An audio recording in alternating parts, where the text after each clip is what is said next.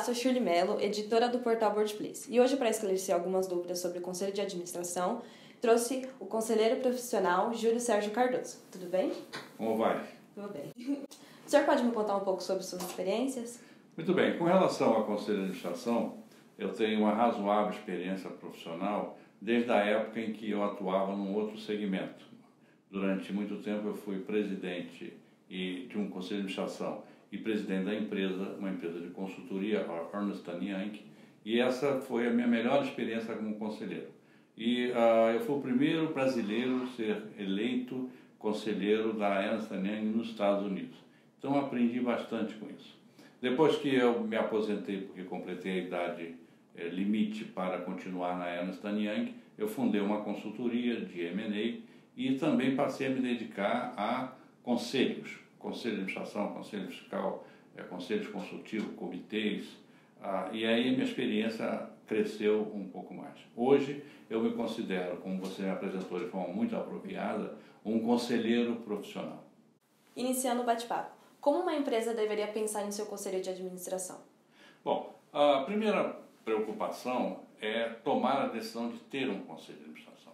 Existem empresas que precisam ter conselho de administração porque a legislação assim obriga. Por exemplo, instituição financeira, por exemplo, empresa estatal, por exemplo, sociedade de capital aberto. E tem outras empresas que não necessariamente precisam ter conselho, mas que seria conveniente ter conselho. Passado por esta fase de toda essa tomada de decisão, que precisa ou não precisa de conselho, ela precisa ver, a empresa, no caso o acionista controlador, precisa ter certeza de que ele sabe exatamente o que vai contar com o Conselho de Administração. O Conselho de Administração é um negócio legal para falar com um amigo durante o fim de semana passeando de barco, ou é algo que realmente vai ajudar a empresa a melhorar, a criar mais valor? Feito isso, aí passa para a criação do Conselho. Aí tem que desenvolver um conceito do qual é o quadro de conselheiro, o que é a quantidade de conselheiro, qual é a remuneração, quais são as competências que ele vai exigir do conselho, qual é o estatuto desse conselho ou o regulamento. Feito isso, bota o conselho na rua e vamos ver a experiência. Às vezes é uma experiência dolorosa, porque a empresa não se preparou para o conselho, às vezes, e na maior parte das vezes, melhor dizendo, é uma experiência bastante valorosa para a organização. Tem que saber escolher bem os conselheiros. Quais as características de um bom conselheiro? Bom, o conselheiro, primeiro ele precisa ter vontade de ser conselheiro. Conselheiro é uma atividade profissional hoje, não é? Razoavelmente bem remunerada, mas que traz responsabilidades. O fato de ser conselheiro significa dizer que há uma legislação por trás dessa atividade e há de deveres e a obrigação. Tudo bem, a pessoa quer ser conselheiro, quais são os atributos que esta pessoa tem que ter? Essa pessoa precisa ser leal à empresa. Ele não pode vestir a camisa e fazer gol contra.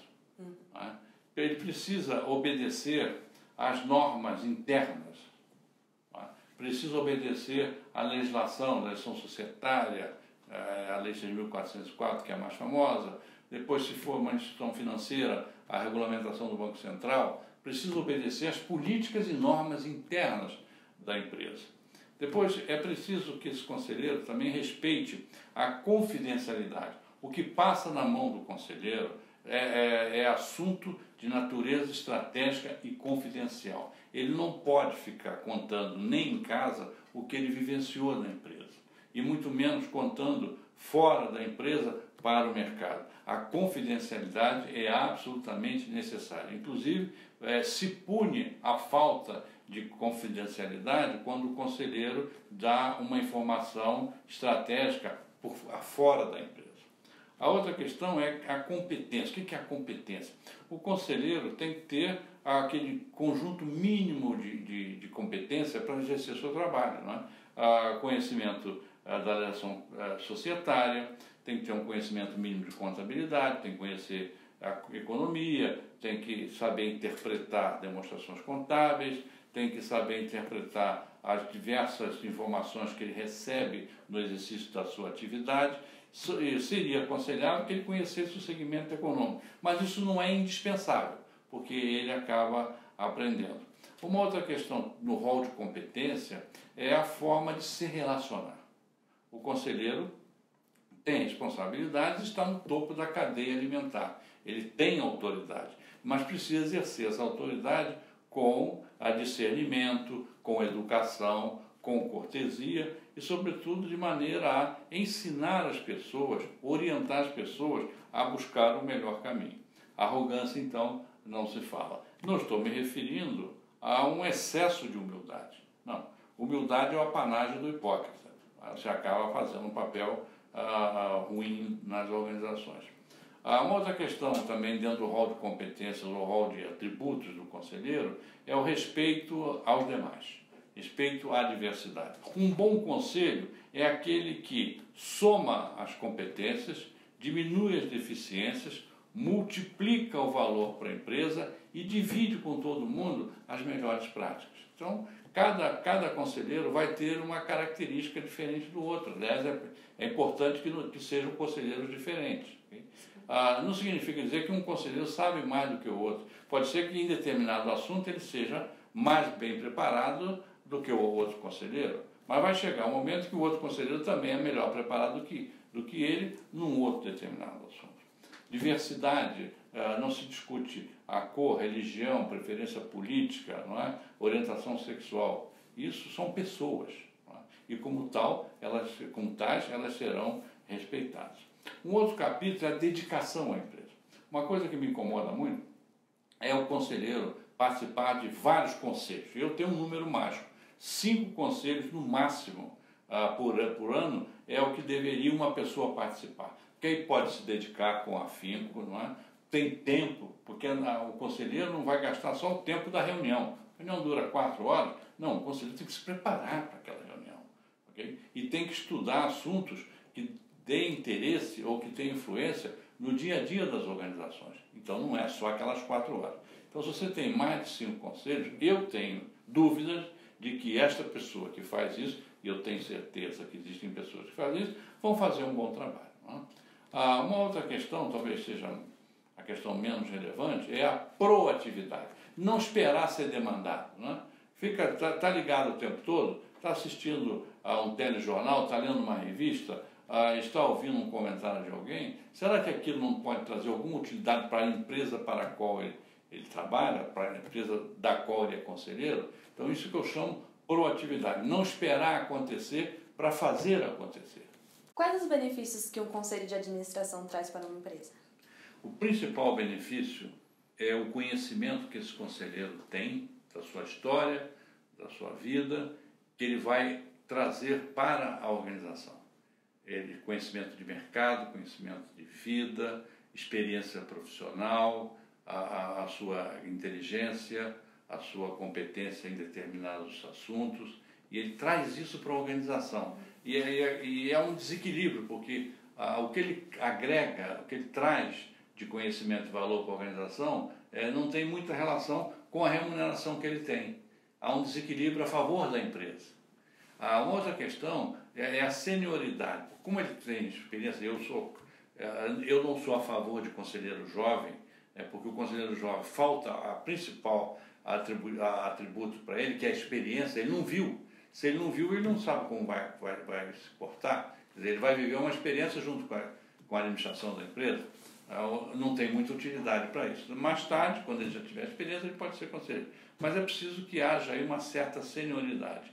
Conselheiro com menos de 45 anos, para mim, não vai fazer muita diferença fazendo parte de um conselho. Então, essa experiência acumulada, ela vem para a empresa, okay? Para treinamento dos executivos, para evitar que a empresa cometa erros, não é? Por falta de conhecimento ou por falta de experiência dos seus executivos. E mais, o conselheiro, ele traz a rede de relacionamento dele a favor dessa empresa. Quando se precisa de um contato com uma autoridade, com alguém do mundo corporativo, esse conselheiro, dentro da sua relação de contatos, ele ajuda a fazer isso. E mais, né? O nome, né? A marca, o branding pessoal do conselheiro, ele agrega valor à empresa. Quando a empresa apresenta a relação dos seus conselheiros, àquele que está lendo aquela relação, ou aquela oportunidade em que a empresa está participando, seja uma concorrência, seja em busca de um financiamento, a relação de conselheiros ajuda muito. Ótimo. Ou atrapalha. É necessário um conhecimento setorial da empresa para atuar em seu conselho? Olha, é um dos atributos desejáveis, não é indispensável. Conhecer a atividade da empresa ajuda na curva de aprendizado. E se todos os conselheiros forem conselheiros do mesmo segmento econômico, o conselho não será tão eficiente do que aquele conselho em que tenha um ou mais conselheiros que vieram de outros segmentos econômicos. Por quê? O segmento de negócio. Porque eles trazem um conhecimento que não é compartilhado por aquelas pessoas e que pode ajudar a dirimir uma questão, pode ajudar a um processo de tomada de decisão. Ajuda a conhecer o segmento? Ajuda, mas não é indispensável. Qual é o papel do comitê de assessoramento num conselho? O conselho de administração, quando está funcionando bem, ele tem diversos comitês, sendo os mais comuns: comitê de auditoria, comitê de finanças, comitê jurídico e comitê de governança corporativa. Esses comitês necessariamente não precisam ser formados por conselheiros, pode ser formado por gente de fora, contratada só para aquela função. Aliás, é o mais comum. Se quer colocar alguém do Conselho de Administração para formar os comitês, também não vejo problema, desde que esta pessoa não seja o coordenador do comitê. O comitê é um órgão de assessoramento ao Conselho de Administração. É quem faz os estudos, quem faz as pesquisas, quem faz o trabalho mais detalhado. Não é obrigado a ter conselho, a ter comitês, exceto se for uma empresa financeira, que é obrigado a ter pelo menos um comitê de auditoria. O que eu estou vendo agora, em função do meio ambiente e essa discussão toda, principalmente depois que o presidente Trump assumiu e cancelou o acordo, a participação dos Estados Unidos no Acordo de Paris, ou pelo menos suspendeu, eu vejo o crescimento de comitês de sustentabilidade, que cuida do meio ambiente, cuida da inclusão das minorias, cuida para que a empresa tenha uma política de recursos humanos mais eficiente. Vem crescendo bastante a existência de comitês de sustentabilidade. Ok. Quais são os temas que precisam ser discutidos nos conselhos em 2018? Em 2018, certamente, é a questão política. A questão política não é só uma questão brasileira, é uma questão mundial, ela tem uma interferência muito grande na economia. Nós estamos saindo de uma recessão, aliás, já saímos da recessão, temos muitas coisas para fazer para que o país possa trilhar novamente o caminho da prosperidade, e o Conselho de Administração tem que ficar de olho em duas coisas. Primeiro, no desenvolvimento político do país, para onde irá, por exemplo, as próximas eleições. E segundo, quais são as oportunidades de mercado que estão aparecendo nesta retomada do crescimento. Não há uma agenda básica de Conselho de Administração. A agenda ela é factual, ela é circunstancial. A cada ano, essa agenda se altera em função das alterações ocorridas no próprio mercado competitivo. O que era importante, o que foi importante em 2017, não necessariamente será importante em 2018. Por exemplo, em 2016 e 2017, a coisa mais importante do mundo era sobreviver. Para esperar, torcer para chegar a 2018.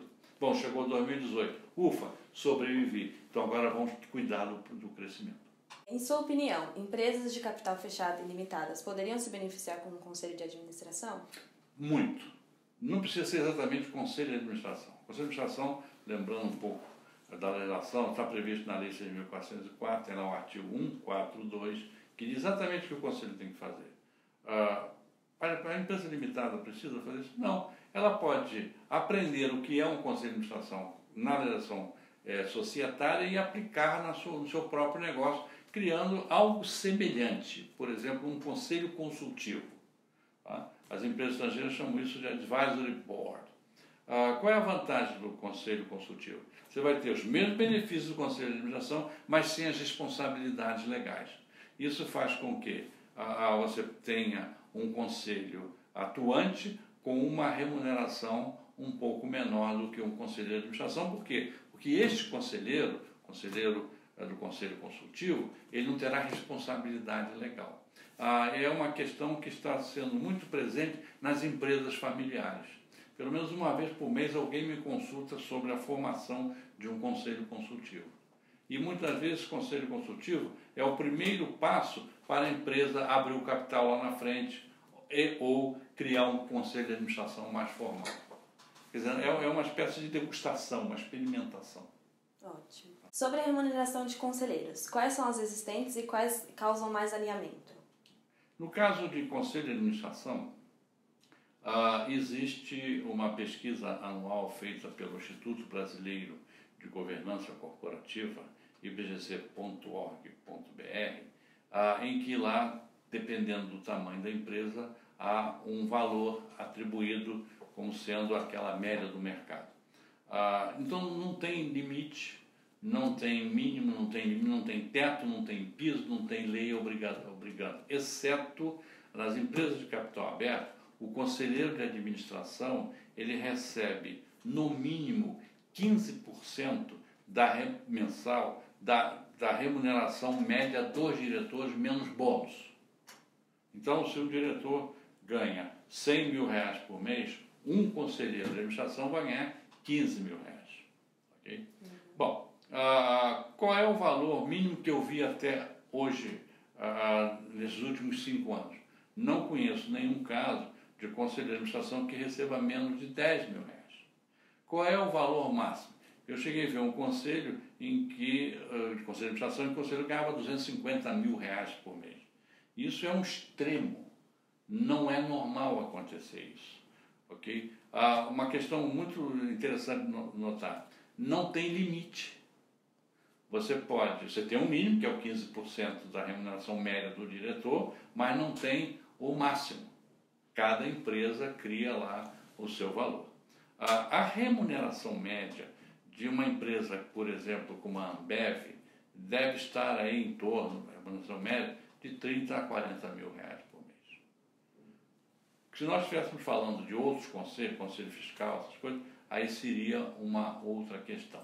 A Advisory Board, conselho consultivo, o menor valor que eu vi até hoje foi de 8 mil reais e o maior valor que eu vi foi de 35 mil reais. Como é que é fixado isso? Na verdade, a empresa paga aquilo que ela acha que é devido ou que é justo para o seu conselheiro.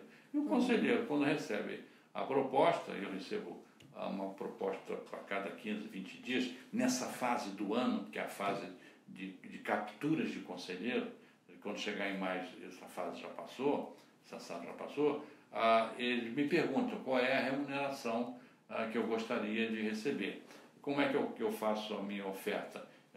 Grau de complexidade, a minha responsabilidade, o tempo que eu vou dedicar, e aí eu oferto um valor. Com relação ainda à remuneração, existe algum benefício indireto, plano de saúde, seguro de vida, carro, cartão de crédito? Existe. Está sendo cada dia menos comum no Brasil essa remuneração, digamos, indireta. Se fixa a remuneração do conselheiro e pronto. As despesas, telefone celular, internet, ele que paga. Há uma outra questão também que é bom mencionar, né, que se refere ao seguro de garantia da atividade do conselheiro. Tem um nome em inglês chamado D&O, Directors and Officers. É um seguro próprio para proteger o conselheiro de administração em caso de um processo contra ele, em que pode levar ao bloqueio do seu cartão de crédito pessoal, pode levar ao bloqueio da sua conta bancária. Então ele vai ficar sem dinheiro para pagar as suas despesas, então esse seguro lhe dá o necessário para ele sobreviver e, sobretudo, paga os advogados. O meu conselho, se você que está assistindo essa entrevista foi convidado para conselheiro de administração, não esqueça, exija a cobertura do seguro D&O e negocie muito bem essa cobertura. Leve o seu advogado junto com você para ver cláusula por cláusula. Porque quando chegar a hora de ser cobrada a sua responsabilidade, esse dia novo vai fazer a grande diferença. Quem paga a apólice é a empresa. Quais seriam os requisitos para um bom funcionamento de um conselho? Primeiro, escolher bem o conselheiro. Segundo, é ter um regimento interno, porque a lei ela é muito genérica, então precisa especificar melhor qual é a atribuição do conselheiro, como é que vai funcionar o seu dia a dia. Terceiro, precisa ter infraestrutura, precisa ter um secretário, uma secretária, alguém que vai anotar as decisões, as discussões, vai preparar a documentação necessária para o conselheiro tomar conhecimento do que vai ser discutido, tem que organizar a própria reunião, tem que organizar a infraestrutura da reunião, sala própria, se vai ser por videoconferência, a tecnologia necessária, o cafezinho, a água mineral, a documentação que ele vai examinar. Tem que se preocupar, essa secretária, essa secretaria, pode ser homem ou mulher, não importa, preparar a documentação com um mínimo de uma semana de antecedência. E o conselheiro tem que ter a liberdade de convocar quem quer que ele entenda como necessário dentro da empresa. Ele não precisa pedir autorização para se dirigir a um diretor. Ele pode pegar o telefone e ligar para o diretor. O que se aconselha é que haja um pouco de formalidade. Se cria uma norma para que o conselheiro de administração tenha acesso àquelas informações que ele precisa. Não é algo desorganizado. Não se espera que o conselheiro chegue lá na empresa e vá direto procurar as informações com qualquer funcionário. Precisa organizar isso. Quem organiza isso é a Secretaria do Conselho. Devido aos recentes eventos de corrupção no país, as empresas de auditoria devem mudar sua forma de trabalhar? É uma pergunta muito interessante. Como eu sou oriundo desse mercado, né, passei 40 anos trabalhando numa empresa de auditoria, a minha resposta é sim. Não porque as empresas estão incompetentes ou perderam a competência, é que o mundo corporativo ele é dinâmico e ele mudou. Mudou em dois sentidos. Primeiro, os esquemas de corrupção são mais sofisticados, e segundo, a sociedade desenvolveu uma percepção de que isso não pode existir. Então, quem é o xerife que vai impedir, né, esse faroeste? São os auditores. Então, eles precisam aumentar a quantidade de exames que fazem, precisam melhorar a sua capacitação profissional e precisam voltar ao momento em que eu comecei nessa carreira de auditor. Precisa desconfiar de todo mundo. Ok. Muito obrigada pela sua participação. Obrigada por esclarecer Sucesso. algumas dúvidas. Obrigada. Se ficou alguma dúvida sobre conselho de administração, envie para e-mail shirley@boardplace.com.br que tentaremos responder na próxima entrevista.